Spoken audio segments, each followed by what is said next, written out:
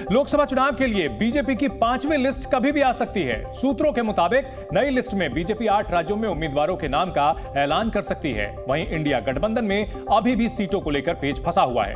होली पर किसका चढ़ेगा रंग, किसका होगा रंग भंग, देखिए ये रिपोर्ट।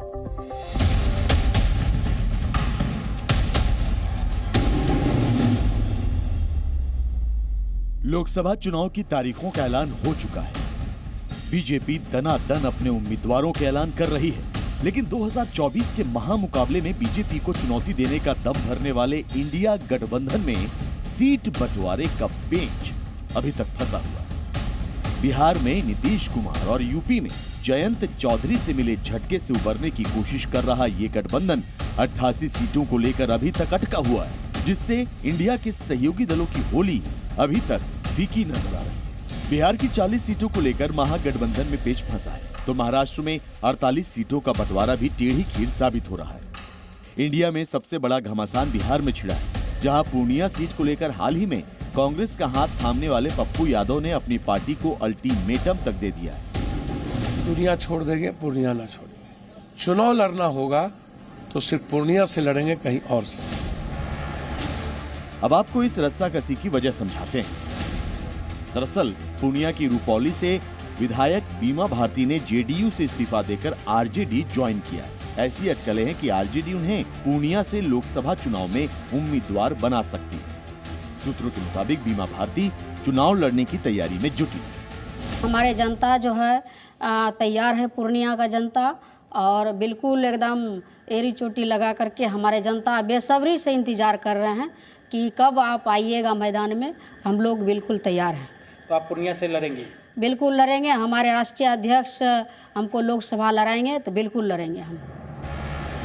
इस खबर के सामने आने के बाद पूर्णिया से ताल ठोकने की उम्मीद लगाए बैठे पप्पू यादव बिफर पड़े।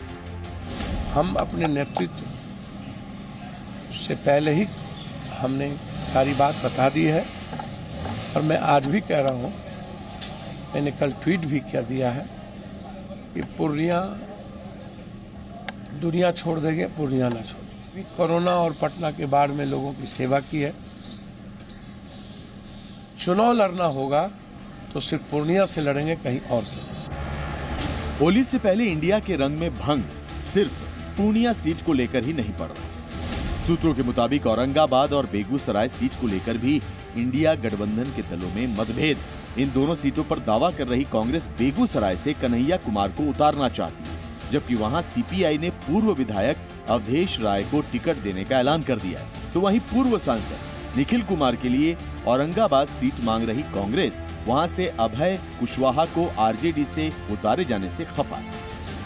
सूत्रों के मुताबिक आरजेडी ने कांग्रेस को बिहार में 6 सीटें ऑफर की, लेकिन इंडिया गठबंधन के लिए सीट बंटवारे पर सहमति बना पाना मुश्किल हो रहा है। तो वहीं एनडीए गठबंधन में शामिल जेडीयू ने अपने उम्मीदवारों के नाम का ऐलान कर दिया है। जेडीयू ने अपने हिस्से की सभी 16 सीटों पर उम्मीदवार घोषित कर दिए हैं। इनमें 2 महिलाओं और 1 मुस्लिम को मौका दिया गया है।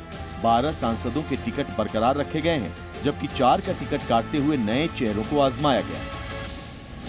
आप सभी लोग देख रहे हैं कि महागठबंधन में सिर्फ फुटअव्वल कौन, कोई सिंबल लेके भाग रहा है, कोई टिकटें लेके भाग रहा है, कोई कुछ भाग रहा है। बीजेपी अभी से सूबे में एनडीए की जीत का दावा कर रही है। जदयू ने जो भी उम्मीदवार घोषित किया है, जदयू का है, एनडीए का है, सबको बहुत बहुत शुभकामना। सबकी जीत की गारंटी है।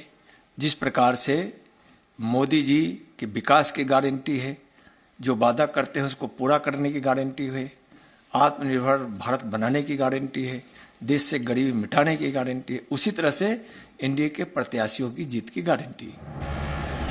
लोकसभा चुनाव को लेकर बड़ी खबर यूपी से आई, जहां बीएसपी ने अपने उम्मीदवारों पर पहली लिस्ट जारी की है।